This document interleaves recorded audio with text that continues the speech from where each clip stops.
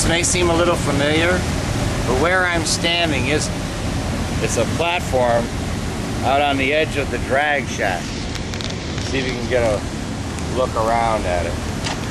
Well, anyway, I don't know what you saw from that. But anyway, I brought you out here to look at this neat building built into the side of this hill, right in front of one of those light towers. And that church from the other day is sticking up out of the woods too. There's another one right in front of it. Kind of neat. I don't want to be putting one up every day, so I'll wait 3 days or so, and then, you know, you all lose interest in looking at these trivial little things I think are pretty cool.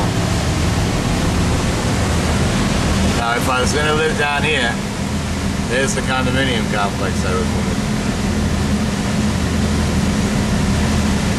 Alright?